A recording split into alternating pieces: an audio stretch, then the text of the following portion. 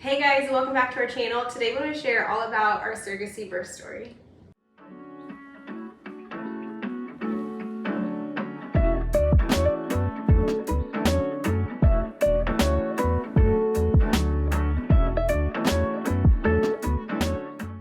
Okay, so Wednesday morning we headed to our OB clinic for our 39-week appointment. It was 38 and 6. So, super basic day, super plain, like just gonna go in. And actually before we left the house, Dan was like, should we grab our bags? I was like, no, we're fine.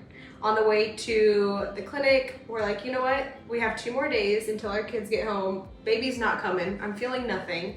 Let's go to the gym after, work out, go to our friend's house, go swimming, and go to a movie. And Dan was like, yes, he loves movies. So it sounded like a great day. I was excited to go swimming, he was excited to go to the movie, and yeah, we're like, let's get this appointment over with and move on with our day. Well, we get to our appointment, and first up we have a non-stress test. So the week prior was our first non-stress test. Given that it's an IVF pregnancy, it's technically a high-risk pregnancy. They want to monitor baby's heart rate, and so we went in for our second non-stress test. Got me all hooked up, and parents were in there. The reason that we had to do the non-stress test is because technically at 4 weeks, you measured 34. At 36, you measured 36. Yep, 37. At 37, you measured 37. No, sorry, at 37, you measured 34 again. Yeah. So it was like you were going up, and then all of a sudden your stomach, Baby was repositioned or something. Baby was measuring small. So that's when they sent us to the non-stress test, and they were like, we should have been doing this earlier on anyways because it's an IVF pregnancy. So we should have been doing it. But we were there for our second one. Intended parents were there. We're all in this little room. I'm strapped up. I'm laying back in it, and we're just chatting, having conversation. And then the tech comes in, and she's like, well, we've only had 1 elevated heart rate. You want 2 within 30 minutes. And so she's like, they want to see it fluctuate, because this is one thing that I was kind of confused on. They want to see it fluctuate between like 130 and 150 at least 2 times in 30 minutes. And so in my mind, I'm like, oh, well, when it spikes, it seems crazy. But as far as like heart health goes and how, the baby's body is going to regulate the heartbeat, things like that. A lot of this stuff in the womb is practice for real life, and so they wanted to see that, and it only happened once. Yeah, so she took the strip to the doctor, and the Richter scale strip.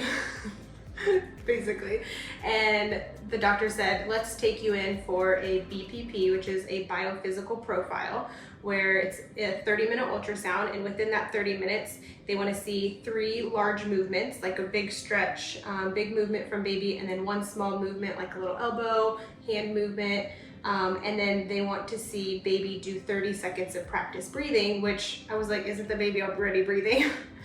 But anyways, they want to see baby's chest raise and lower for 30 seconds. Yeah, it's like the stomach. I mean, they want to see it like practicing what breath is going to be like on the outside of the womb. Yeah. And so we're like, okay. Like, how do you even see that? And, yeah. I mean, it really is. It's a trained eye that it takes to see it, because she's like, oh, that's it right there. And I mean, you can just barely see the belly. Little belly just like raising moving just a little bit. Yeah. So we were about 20 minutes into that. Movements were great, large and small movements. And then baby was only having like 5 seconds here and there of practice breathing, not that full 30 seconds. So she said, okay, let me take this to the doctor again, and we'll have her come in.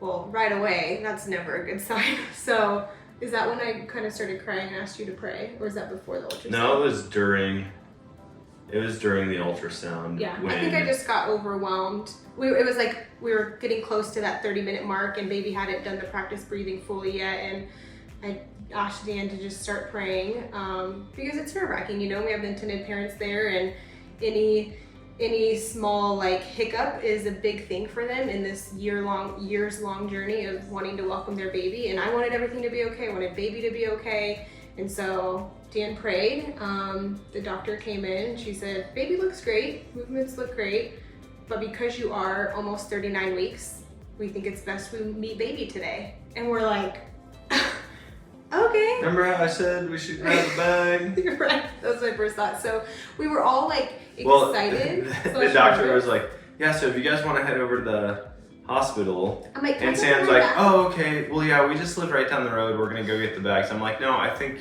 she means like, you go. Go to the hospital. Like, don't go eat lunch. Don't go hang out with your friends. Don't go to the pool. Like, go to the hospital. And so I ran home. Yeah, got the rest of our the bags. I headed with the intended parents. It was right next to where the hospital was. So the intended parents and they already had their bags, which was great. We headed to the hospital, went upstairs, got checked in. And Dan grabbed our bags and then he met us there, and it was all happening so quickly. With our children, I went into spontaneous labor, had contractions, and so I was feeling something going into the hospital. And this time it was weird going in there completely normal, like feeling thinking normal. You were gonna have a normal day. Yeah. Yeah. And then all of a sudden it's like, oh, baby's coming and we're getting, induced. And so that was like a weird feeling for me. And then it was just happening so quickly when mentally we were planning to go, have a fun day. This was still exciting, but so yeah, like just mentally processing it was a lot for me, but we got checked in, got into our labor and delivery room, started getting my bracelets, I changed into my gown, and then you showed up with the bags. Yeah. And from there, we just kind of started situating our stuff. The intended parents got a room for after. Yeah. So they moved their stuff over. And the doctor came in to check you because they wanted to see how far dilated you were. Yeah, because I hadn't checked at the appointment. So she checked me. It was still a 2. The last week's appointment, I was at a 2. So they decided, let's get you hooked up on Pitocin and get things going, and to dilate me with a balloon, cervical balloon. That's right, term. So they put it up there and help my cervix dilate so then we can get things progressed, break water and stuff like that. So at this point I'm like, okay, sounds great. Heard about the balloon back in February when a surrogate friend had it, never heard about that before. Nervous, like, does it hurt, does it not? But we got hooked up with Pitocin. I hate needles, so that was like the first hiccup. Poor nurse tried in this arm. It was so painful. She's got small veins, and so they were like trying to do it digging up here. And so they're like feeling around. They're like, oh, that's a good one. That's a good one.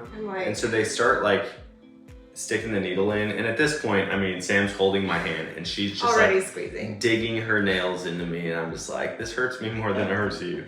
And they didn't get it at all. Yeah. And so she's like freaking out already. Like, I don't know if I can do this. I don't know if I can do this. The other nurse came in. She got it right away. Yeah. Great. Perfect. So I had my IV in my right arm, and so I'm like, all right, we're good. Start on Pitocin. Still have all my stickers. Started on Pitocin, and I had Pitocin with the kids. I know some people are nervous about it.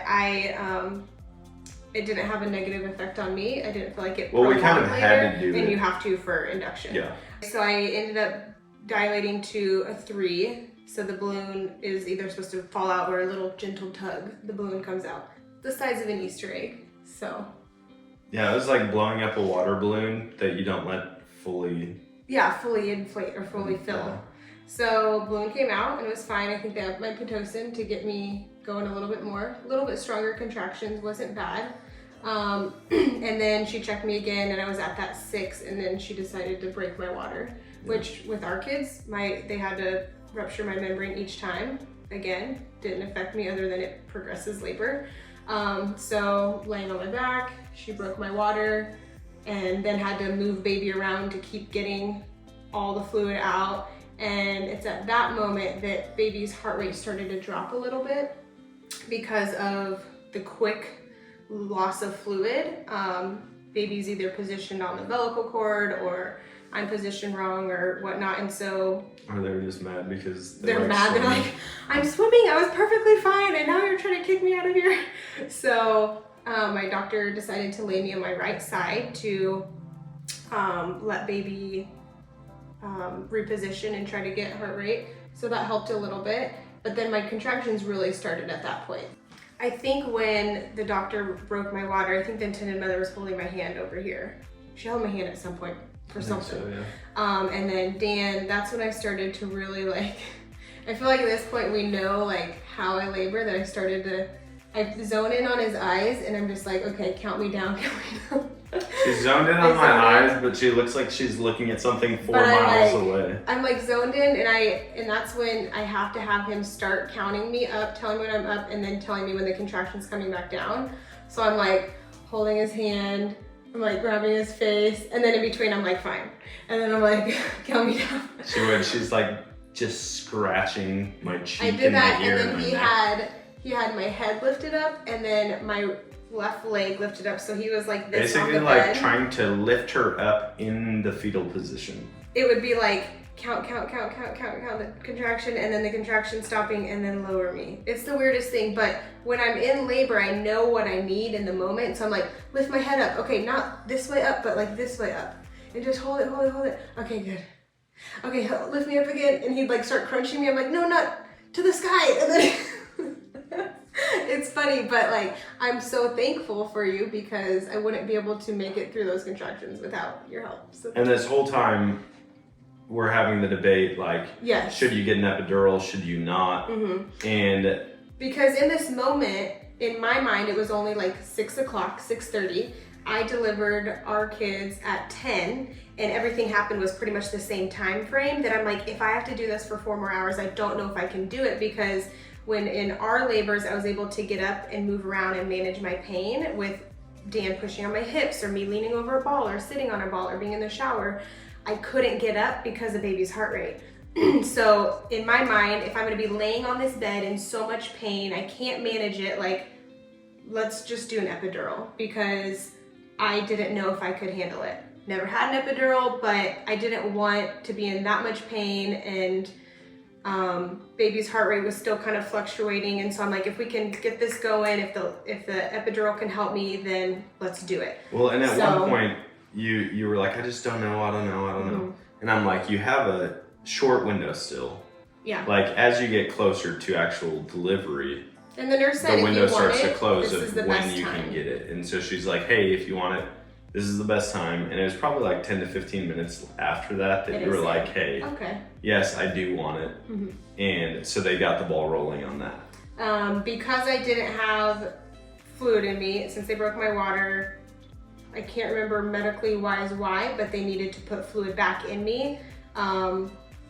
And well, so they had an IV drip, yeah. and there was like an inch left in the bag, and yeah. they said once that's out, then we're gonna go yeah. ahead and do the So we're waiting for that fluid to come get me. After every contraction, I'm looking up at the bag, like, is this bag lowered yet? Because I need this epidural. Like, I don't know if I can handle this. So the bag's almost done. Doctor decides to flip me on my left side to try to help heart rate again, and to try to progress me. So I lay on my left side. Dan comes around. Is that when the doctor was trying to reposition the baby? I think so. It was somewhere in this time frame that I think it was doctor came in, tried to reposition just to get it like lined up, ready to go. Because the baby was turned a little cockeyed, I think. Yeah. And so I'm on my left side, and that's when I really feel it. Really feel the contractions strong. Dan's holding my hand. At this point, I'm like squeezing, like.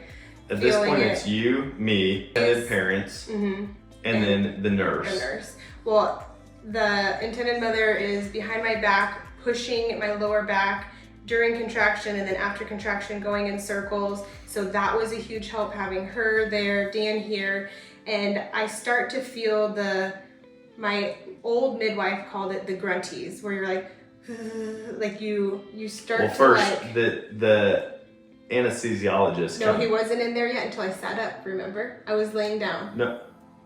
He did come in because we got you set up, and then he... I know, but while I'm telling my perspective on when I was laying down, I felt it coming on really quick, and I didn't say anything. So while I'm laying there, I'm feeling the grunties that my midwife calling it, and when we had Ember, she said, she has the grunties, let's get prepared. Like, let's get ready because she's gonna have this baby.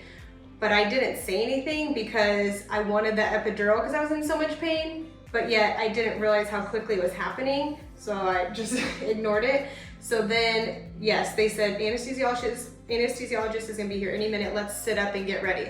So I sat up, she's like, and I'm he's not gonna make it. He's not gonna make it, he's not gonna make it. When is he gonna be here? Where is he? Where is he? Like, Where any is minute he? he's And gonna we're walk like, in the no, door. he is gonna make it. He's gonna be here. And I'm like, Laura, just send him in quickly. And he like opens the door literally as soon as I said that. And she's like, yes. Yes. So he comes around in front, starts like, okay, well, my name is so-and-so, and I'm here to, I'm like, hands me the thing. I sign with my left hand, and he starts to walk behind me, and I said, let me get through this contraction before you do it.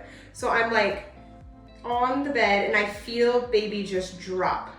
And I'm like, oh no, this is it. And I start to like lift up. I look at the nurse, because I'm like, this isn't, like, I'm having this It was baby. like a scream contraction. It wasn't just like the normal, like, ugh. It was like a, and so like, right away I was like, this is happening right now. knows. Like, this is the exact thing that happened with both of our kids. And so I look at the nurse, and she looks at the anesthesiologist behind me, and she's like, we need to lay her down, aka epidural's not happening because baby's coming. So I lay down, head pops out. Literally, as she's laying down, I can see the head like slowly coming out, and I'm like, baby, baby, baby. And he gets pushed out of the way, nurse comes in. Intended mom's like, there's a head, there's a head. The nurse is like, you need to get out of my way. And I'm like, yes, ma'am.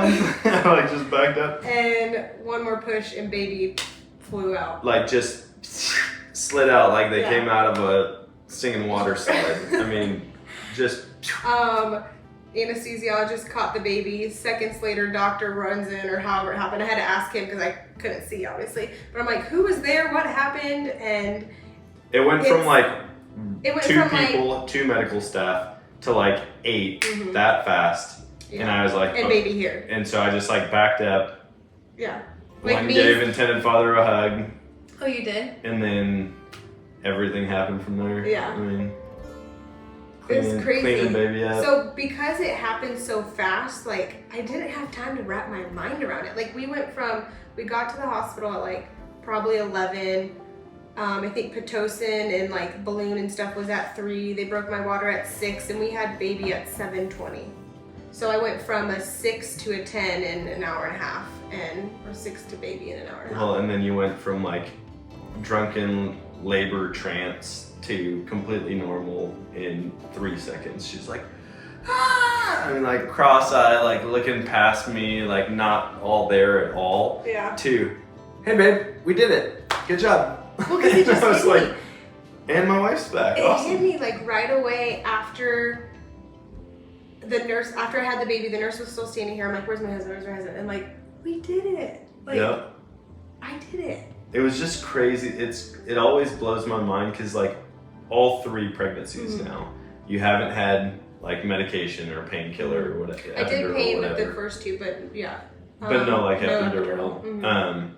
And so this one, I don't know why it caught me so off guard, but it was literally like, ah! Baby pops out, and you're like, where's my husband? Babe, we did it. We did it. Good job. And I'm like, hi. Hi, how are you? Where have you been? Like minutes after. Yeah. And it was the most like surreal thing. Right after baby came out, dad's cutting the cord. I gave the intended mother a hug, and she's just so thankful, teary-eyed, dad's teary-eyed, and right away they do skin to skin, and I'm just like, it was nice. They got to like hang out in a chair, like off to the just side. off to the side. Yeah. You and I got to be together, and they got to like have their time with their new have little their boy. moment. It was just so, and at that point I didn't even know what the baby was. I was like, oh yeah, what is it? And they had a little boy. So excited for them, and he is healthy. The heart rate issue I think was just a thin, short umbilical cord, but overall, healthy little one, little peanut, smaller than our kids. So he was 5'14", ours were 7'12" and 7'13". So he was long though. Long, skinny little boy, but big feet. Yes. So delivery was quick, but everything went better than we could have imagined or prayed for. And even though we had fun plans for the day, like that was just the best way to end the day. And so crazy to see them and see like the whole journey just as a whole just come to an end right there. Like that's what it was all about. Yeah. So. It was wild. So altogether, the delivery was amazing. Everything went so well, and it's been such a joy just sharing this experience with you guys. You know, I think I wanted to share about it because when I first started researching, I didn't find a lot of people sharing step by step, month by month about the journey. And so, yeah, it's been really rewarding just sharing with you guys, hearing your stories, praying for you and your journeys, intended parents and surrogates. And yeah, I'm really thankful and glad everything went well. And you know, people are asking, are we doing a second one? I'm like, let's just let my body heal. We're not there yet. Like, I think we'll talk about it and pray about it. They have. Month 1. So I'm like, I'm still having PTSD from how quick and painful labor was, and I'm still healing and figuring out other stuff. And so we're excited to share just postpartum recovery, how we're handling things emotionally, how our kids are doing, my pumping journey, and a bunch of other fun things coming up. And so stay tuned to what we have in store, and you never know what could be next. I know. And if you don't already, you can follow us on all social media platforms at We Are Dan and Sam. Are you putting links in? Yeah, it's usually there. Well, you better do it in that order. And don't forget to follow and subscribe to stay up to date on everything we're doing. See you guys. Hey guys, I'm Sam. I'm Dan. And welcome back to our channel. Today we want to share all about our surrogacy birth story. I feel like we need to be like, I'm Sam and I'm Dan. And we are Dan and Sam. I It feel just like, felt a little should you say it HGTV like, first? I'm Dan and I'm Sam. And we are Dan and Sam.